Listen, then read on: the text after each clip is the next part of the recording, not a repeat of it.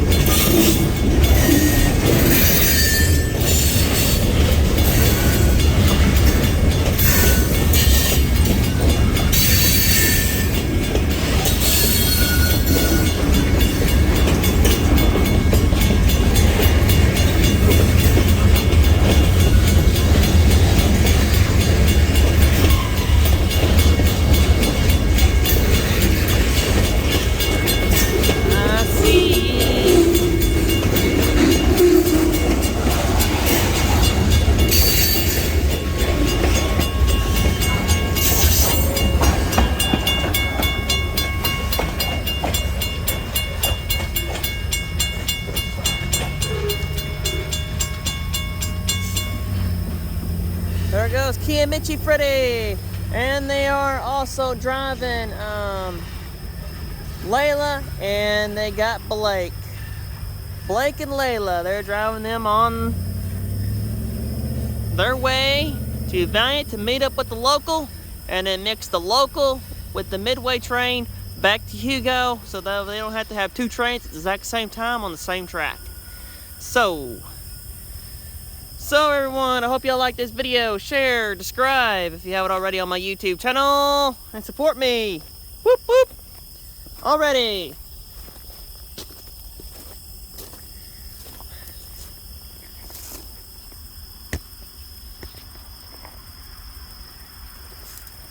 Alrighty guys, everybody. Say 50 feet back. If you want to stay farther than that, that's okay. And be safe out there, and be active out there, and be safe. And like I said before, be safe, and be good out there on the hot iron. And say hi to your brothers and sisters on the hot iron, on the railroad. This goes for everybody on the Kiamichi Railroad, the Queen Eastern, and this goes for everybody that I know who watches my videos, and other stuff like that. And this especially for the children, my young fans. And I have been getting replies. so now I'm laughing and having fun with it. But you know, guys, you know what to do at a railroad crossing. When the flashing lights are activated, you're supposed to stop. Do not try to beat them. You can get yourself hurt or killed at a railroad crossing. That goes for pedestrians, bicyclists, motorbikes, and motorists, and people that's walking across the tracks, or walking across the tracks by making their own trail and stuff like that. But mostly you're supposed to stop at a railroad crossing, especially if it's a rural crossing. If it don't got flashing lights or a bell like this. If it don't got flashing lights or a bell, it's mostly a crossbuck, and you're supposed to stop at them, or at least yield at them if there's a yield sign at the bottom of them. And always be aware of crossings that might malfunction, but don't take that chance. Always take an automatic railroad crossing very seriously, because technically, a flashing railroad crossing light, a railroad crossing is it's a situation. It's a life and death situation. So the death situation, if you're not yielding for the train and not stopping for a train at the railroad crossing, you can get injured or get killed, or if you're lucky enough, you'll be able to tell the tale. But to keep that from happening, you stop at a railroad crossing, especially if the lights are flashing. So because you really don't know if it's going to malfunction or not. And sometimes the crossing may not be working, so always treat it as a crossbuck. You never trust crossings. If they're not activated, you're supposed to stop at those. But mostly a conductor would be getting out of the train and flagging the crossing down with flags or flares. And you especially do not go around them, because it is illegal. You can get in trouble for going around the conductor, because the conductor is being the railroad crossing. The conductor is protecting the crossing, protecting y'all from getting hurt by the train. And so railroad crossings, any railroad crossing is a life and death situation. So, because technically trains have the right of way. And yes, a train will stop after they hit you. It takes a mile for them to stop. So what you do is you stop for them, because it takes a mile for them to stop, because by the time they see you, it's too late. And then you and the train go. You don't want that. That goes for people who has headphone sets on. This goes for people that's walking, jogging, all that type of stuff, riding bicycles. Especially goes if you're going to walk on railroad property. Always have your headphones off. Do not have them on. And if you do, if you have your headphones on, make sure you look behind you or in front of you. Behind you or back. Always look in front of you or behind you to make sure there's no train coming. And always take them off to listen for any humming sounds or for a horn or a bell. If you're near a railroad crossing, then there'll be a tattletale sound that there's a train coming right behind you or in front of you. So you should get out of the way. Mostly I wouldn't be riding MTVs on railroad property because that's very dangerous. Because you can crash your motorbike or in case your four-wheeler, or you could puncture a tire on railroad property.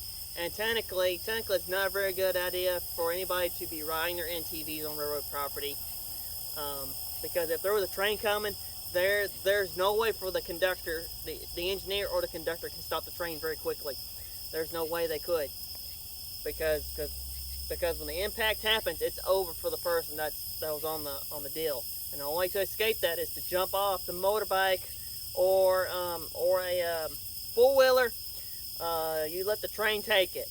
That's the only way. Same thing with a car. Always evacuate your car. If your car stalls on the tracks, call the emergency contact info, and they'll warn the engineer and conductor, and then they will shut the train down until you move your car off the tracks. Or anything, a semi. If a semi gets stuck at a grade crossing, always call it in. Call the authorities, so that they can flag the railroad to stop the train. And also always make sure you check your vehicles. Make sure they're up to par, so that way they don't stall out on the tracks. Because sometimes some people don't call the emergency contact info that's on the crossings, and they stall out, and then the train pops up out in the middle of nowhere, and it just boom. And always, if an engineer gives you a honk, he's telling you to move out of the way. That's it. That's his way of saying move out of my way. Get out of my way. Now if he gives you 3 honks or multiple honks on the side, that's a multiple train salute. That means, hi, how are you? How you doing? Nice to see you. I'm giving you the big old train salute, and nice to see you. I hope I get to see you again. That's different versions. There's a difference whenever he's honking at you when you're walking on the tracks, because he wants you to get out of the way, and there's a difference if you filming them on the side, away from them a little bit, so they don't mind. But yes, a train will stop after they hit you. It takes a mile for them to stop, or probably more. But I tell you this, I would not want to be in somebody's shoes like that. I wouldn't like to be in somebody's shoes. Seeing a car jump out in front of me, I wouldn't like that at all whatsoever, because that'd scare me. If I was a conductor or an engineer, that'd scare me. Because I always wanted to become part of the railroad. I wanted to join the railroad. Maybe someday I might join the railroad. But I like to do railroad and safety. And mostly in railroad and safety, mostly what's the prime thing that is on, what's the most safest thing to tell anybody? Stop, look, and listen at a railroad crossing, just in case there could be a train coming or not. I always stop at a railroad crossing, especially if it's a crossbuck. But if it's just an automatic signal of any type, you just go on through. But I'm not going too far out of town. I'm just gonna go head back home. It's supposed to rain here tonight, and through tomorrow afternoon, and through half the day after tomorrow, and stuff like that. But I hope y'all like this video, everyone. Share, comment, subscribe, link to my YouTube channel, support my channel, and give me a lot of likes on this video, and and subscribe if you haven't already to my YouTube channel, and support me, and give me 100 subscribers. give me 100. I'd love to see that. That'll be my first time on a new YouTube channel having about 100 subscribers. Like the subscribers, it don't matter. It's Franklin, and so be safe out there in the hot iron, and I'll tell you more about that later. But a train conductor and an engineer, by the time they see you, it'll be too late. And they're always paying attention. It don't matter either way. They always pay attention to what's in front of them. So the only thing you do at a railroad crossing is pay attention.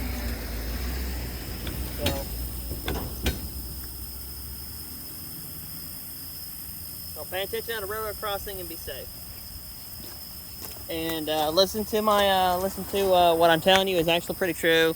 Trains have the right of way, and it does take a mile from them to stop after they hit you. So please don't be a victim of an oncoming train. So please stop at an automatic crossing. Do not go around the gates. Do not try to beat a train at a railroad crossing, going around the gates, or going across an ungated crossing with the lights flashing, or a cantilever with no gates. And so safety is a main priority. And also you can get a ticket for running a railroad crossing if you meet the wrong cop or the wrong highway patrol or the sheriff's department. They can give you a ticket by the rights of you not yielding at a railroad crossing and not stopping and putting anybody in your vehicle in a risk. So don't put yourself in a risk, and don't put nobody else, because if you put somebody in the risk, you're liable for that person's death in your vehicle for not stopping at a railroad crossing. That means your family members or your friends or whoever it is, you'd be liable for their accident, for them being hurt and injured and other stuff, and you really don't want that. So always stop at a railroad crossing, and you can probably hurt yourself in the process with them. So it's not the best thing to beat a freight train or go